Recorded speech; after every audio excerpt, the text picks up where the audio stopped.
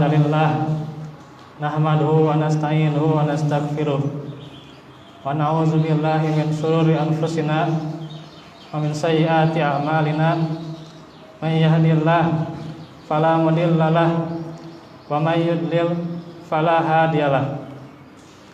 Asyhadu an la ilaha illallah wahdahu la syarikalah wa asyhadu anna Muhammadan abduhu wa rasuluh allazi la nabiyya ba'dah. Qala Allah Ta'ala fil Qur'anil Karim, a'udzu billahi minasy syaithanir rajim. Ya ayyuhalladzina amanu taqullaha haqqa tuqatih wa la tamutunna illa wa antum muslimun. Al-ayat. Hadirin sidang Jumat yang sama-sama mengharapkan ridho serta maghfirah dari Allah Subhanahu wa taala. Alhamdulillah, kita patut panjatkan puji serta syukur kepada kehadirat Allah yang telah memberikan kepada kita kesehatan dan juga kemampuan serta nikmat yang paling terbesarnya, yakni nikmat keimanan dan keislaman, yang dengannya kita bisa kembali menjalankan salah satu dari kewajiban yang Allah syariatkan kepada kita, yakni sholat Jumat. Dan bahwasanya kita masih dalam masa pandemi dan dalam masa-masa yang sulit. Karena itulah kita patut bersyukur akan kemudahan yang Allah berikan kepada kita. Sebab di masa saat ini sangat banyak saudara-saudara kita, entah bagaimana alasannya, namun ada juga yang mereka mendapatkan uzur syar'i, sakit dan sebagainya, dan juga terkena wabah, hingga akhirnya kita patut berterima kasih kepada Allah karena kita telah diberikan kesempatan hidup untuk selalu beramal soleh dan menjadi hamba yang senantiasa membuktikan istiqomah kita. Ikhwatul iman, hadirin sidang Jumat, bahwasanya di dalam masa-masa musibah ini ada sebuah derajat yang paling tinggi yang hendaknya oleh kita dapatkan sebagai seorang mukmin, yakni di mana derajat yang paling buruknya ketika di masa musibah itu, yaitu orang yang senantiasa mengeluh atas keadaannya atau mengeluh dengan menyalahkan orang lain. Karena itulah bagaimana manusia itu diterangkan dalam surah Al-Ma'arij, innal insana khuliqa halu'a. Sesungguhnya manusia itu diciptakan dengan penuh keluh kesah. Karena itulah ini merupakan derajat yang paling rendahnya. Ada derajat yang minimalnya seorang mukmin harus mendapatkannya, yaitu derajat orang-orang yang sabar, yang senantiasa menahan kekejian, fahsya dan kemungkaran. Maka tatkala musibah ini menimpanya, dia berkata, qalu inna lillahi wa inna ilaihi raji'un. Bahwasanya semuanya itu adalah dari Allah, dari sisinya, dan akan kembali padanya. Dan juga ada derajat yang lebih tingginya lagi, yaitu kesyukuran. Orang yang mendapatkan musibah namun ia bersyukur atas apa yang ia dapatkan, karena bahwasanya ada orang yang lebih menderita dibanding kita, dan ada orang yang lebih berupaya susah payahnya lebih daripada kita.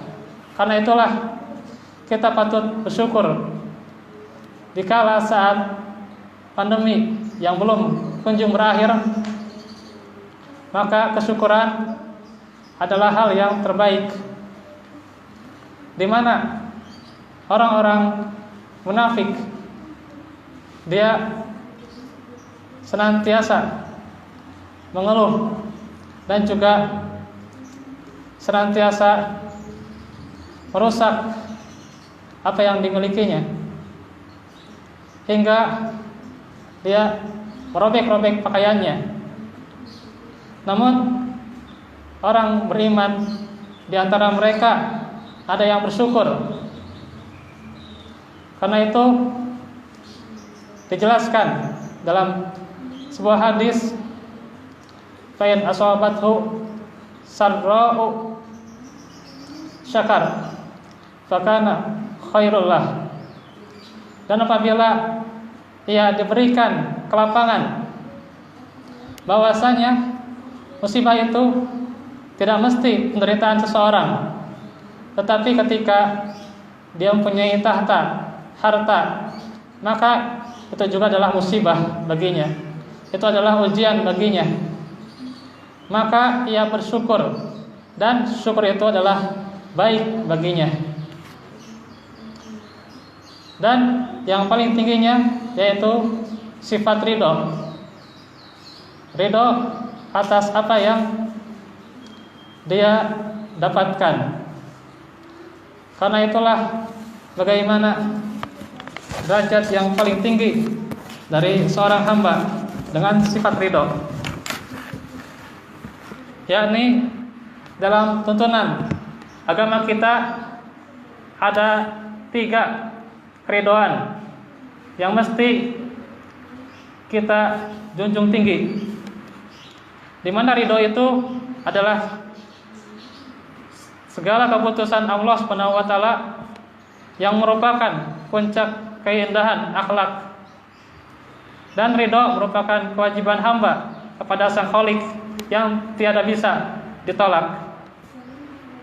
Karena itulah macam-macam ridho, diantaranya dalam sebuah hadis, zaqa halawatal iman, Rasulullah sallallahu alaihi wasallam sabda, akan merasakan manisnya iman man radiya billahi rabban wa bil islami dinan wa muhammadin rasulan.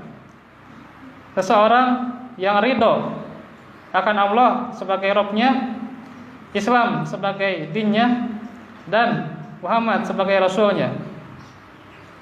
Bahkan Rasulullah khususkan kepada salah satu sahabatnya, yaitu Sa'id. Dikatakan juga kepada ayahnya, ya Aba Sa'id, wahai Abu Sa'id, man radiya billahi rabban, barang siapa yang ridho Allah sebagai Rabb-Nya, wabil islami dinan, Islam sebagai dinnya, wabi Muhammadin nabiyan, dan Muhammad sebagai nabinya, maka diterangkan lahul jannah, ia pasti masuk surga. Hadis riwayat Muslim. Dan juga disunnahkan di dalam sehari-hari kita mengucapkan zikir ini, tidak hanya di pagi dan sore hari, tetapi di setiap ba'da sholat maka disyariatkan membacanya.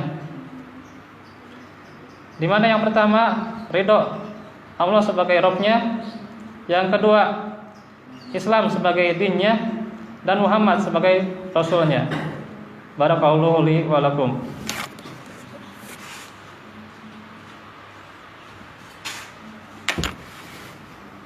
Alhamdulillahilladzi arsala rasulahu bil huda wa dinil haq liyudhhirahu 'alad dini kullih wa kafa billahi shahida.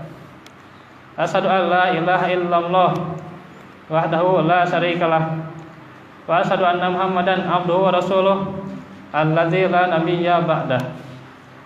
Bahwasanya ikhwatu iman, hadirin sidang Jumat, diterangkan macam-macam sikap ridho, yakni yang pertama ridho kepada Allah, yaitu menerima dengan sepenuh hati bahwa Allah adalah Rabb, adalah Tuhan sekalian alam yang harus kita sembah dan tidak menyekutukannya. Karena itulah bagaimana sikap seorang hamba ketika ridho Allah sebagai Rabb-Nya, maka ia senantiasa beribadah kepadanya. Karena jin dan manusia diciptakan untuk beribadah hanya kepadanya. Wa ma khalaqtul jinna wal insa illa liya'budun. Dan tiadalah aku ciptakan jin dan manusia kecuali untuk beribadah hanya kepadaku. Kemudian yang kedua, ridho Muhammad sebagai nabinya dan utusannya. Diterangkan dalam surah Al-Ahzab ayat 36. Wa ma kana lil mu'minin wala mu'minatin idza qadallahu wa rasuluhu amran ay yakuna lahumul khiyaratu min amrihim. Dan tidaklah patut bagi seorang mukmin yang laki-laki maupun yang perempuan, jika Allah dan Rasulnya telah menetapkan sesuatu, maka ia mencari pilihan yang lain. Maka apa yang telah disyariatkan oleh Rasulnya, apa yang telah difirmankan oleh Allah, hendaknya kita jalankan, dan kita tidak berkeluh kesah serta mencari syariat yang baru. Maka Quran dan Sunnah itu adalah pegangan kita. Itulah bagaimana sikap Muhammad sebagai utusannya, dan dia ridho bahwa beliau sebagai utusannya, dan ridho Islam sebagai dinnya, yakni menerima Islam sebagai din dan jalan hidup. Tidak ada agama yang hak. Karena itu inna dina indallahil Islam. Tidak ada, sesungguhnya tidak ada agama di sisi Allah selain Islam. Dan agama yang diridhoi itu adalah Islam saja. Karena itulah bagaimana Islam itu telah Allah sempurnakan. Dan sebagai ayat yang terakhir yang turun kepada Muhammad, yaitu surah Al-Maidah, Al-yawma akmaltu lakum dinakum wa atmamtu alaikum ni'mati wa raditu lakumul Islam madina. Pada hari ini telah aku sempurnakan untuk engkau agamamu, dan telah kucukupkan kepadamu nikmatku, dan telah kuridhoi Islam itu sebagai agama bagimu. Itulah bagaimana ia ridho Islam sebagai dinnya. Karena itulah bagaimana tips ketika ridho dalam menjalankan musibah, yakni ia menerima tanpa ada rasanya penghalang-penghalang.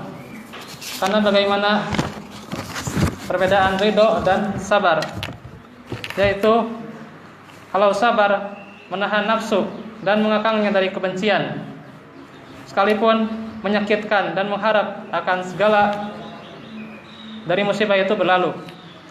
Dan ridho itu adalah yang tertinggi, yaitu kelapangan jiwa dalam menerima takdir Allah.